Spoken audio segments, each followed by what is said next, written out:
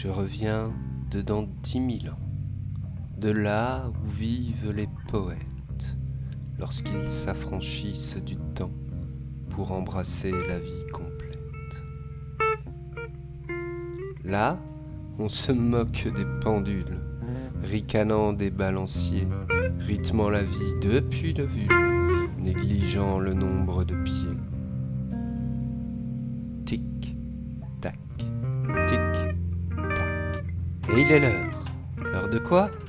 Qu'importe au fond, tout n'est plus rien qu'une gageure quand l'horloge donne le ton. Nais, travaille. La cloche sonne, lève-toi et va travailler. À quoi ? L'horloge s'en tamponne. L'important, c'est de mesurer si tu te tiens dans la moyenne. Ne sois surtout pas en retard. Qu'aucune seconde ne vienne t'insuffler le choix du hasard. Tic, tac, tic, tac.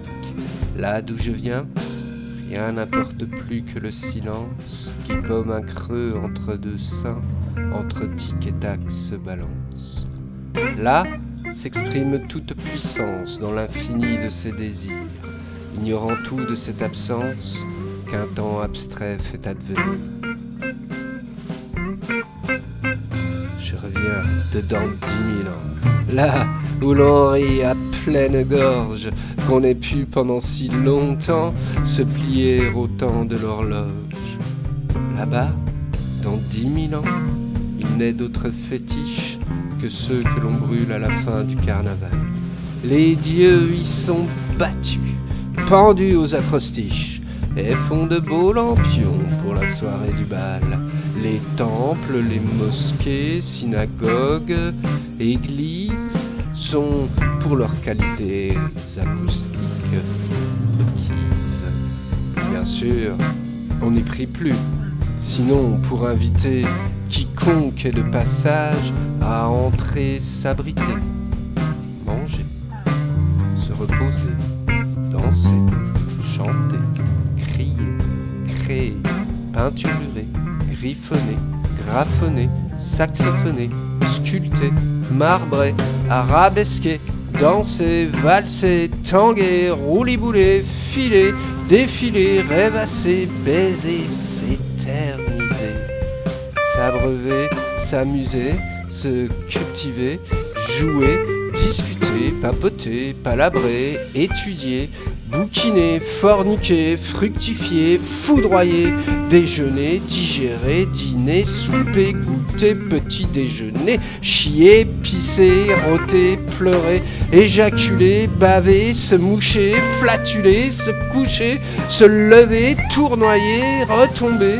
s'aimer, se disputer, se réconcilier, s'enlacer, s'embrasser, cajoler, caresser, masser, encotonner, enturbaner, ancrer, désinhiber, décompresser, déposer, déclamer, dégingandé, draper, draguer, drager, droguer, piquer, pincer, pousser, passer, pester, penser, pastisser, pétanquer, ronfler, ribenauder, resquiller, s'enquiller, s'encanailler, cailler, caillasser, calfeutrer, cadenasser, casser, taguer, graffer, greffer, planter, ensemencer, labourer, patater, pirater, corseter, soustifer, pigeonner, plonger, nager, brasser, papillonner, larver, butiner, batiner, bricoler, percoler, décoller, s'envoler, s'envoter, s'enliser, s'enkyloser, gonfler, inspirer, expirer, respirer, résister, fumer, se révolter, expérimenter, bref, en un mot, habiter.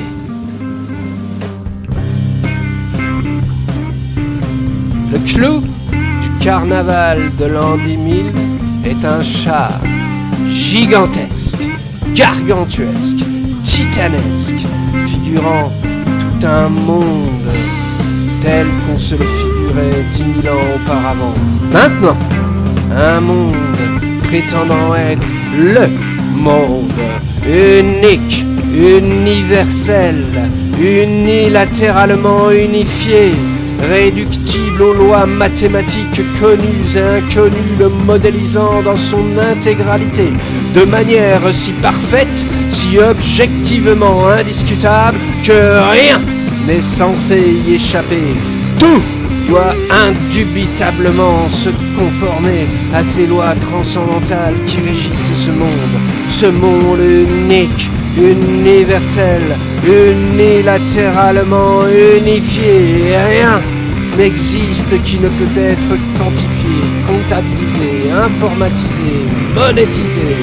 C'est pourquoi ce char, qu'on appelle char de Galilée, a été conçu et fabriqué avec comme seul matériau des chiffres, roulés en équation, jusqu'à former une sphère dont la circonférence est de pierre. J'ai vu au carnaval ce char de Galilée qui n'avançait jamais, pour la simple raison que pour bien ressembler à la perfection au monde où l'on vivait il y a 10 000 années, ce monde-là aussi, comme seul carburant, n'était alimenté que par de l'argent. De l'argent, de l'argent tant et plus qu'on n'aurait jamais cru que jamais il n'en manque. Des diablotins allaient en chercher dans des banques, mais leurs efforts restaient drôlement superflus. Oh, il fallait les voir mimés comme une extase, la croissance infinie de ce Dieu impuissant qui pouvait enfanter l'argent avec l'argent, sans que depuis sans rien changer cette hypostase. Le char n'avançait pas, l'argent n'y pouvait rien, rien n'a jamais changé sans y mettre du sien. Je reviens de loin, que dans 10 000 ans, là où l'on sait enfin être soi-même, depuis qu'a cessé cet éloignement qui avait fini, dans un sens extrême, par séparer jusqu'à l'inséparable, par aliéner jusqu'à l'inaliénable. Mais personne ne peut vivre arraché à ce point de tout ce qui est, arraché du monde, qui n'est qu'un monde parmi tous ceux qui existent, celui qu'on est censé habiter, mais dont il faut s'abstraire avec une force surhumaine pour arriver à le penser en toute idéologie comme étant le monde unique, universel, unilatéralement unifié, arraché de toute technique qu'il faudrait mettre en œuvre pour rendre habitable ce monde, celui parmi tant d'autres que l'on est censé habiter, soumis à la technologie qui se passe bien de nous, à ce mode de pensée scientifique, imposant sa rationalité, qui n'est pas la raison, arracher les siens de ceux avec qui on pourrait habiter, avec qui faire un nous fraternel, et qui ne sont plus qu'alliés ou adversaires dans le spectacle de la compétition où chacun se doit de jouer son rôle, arraché de soi enfin, coupé de son propre être, incapable de désirer avec des désirs qui soient siens, sommé de se choisir une identité, à même de masquer aux yeux de tous et des siens propres le vide narcissique que reflètent les miroirs. Je reviens dedans 10 000 ans avec l'espoir en bandoulière. Il ne faudra plus bien longtemps pour traverser les millénaires et abandonner ce vieux monde au bloom qui le hante déjà. N'attendons plus une seconde, l'an 10 000 nous ouvre les bras. Je reviens dedans 10 000 ans pour t'y emmener maintenant. Tu sais le chemin par son nom, on l'appelle révolution.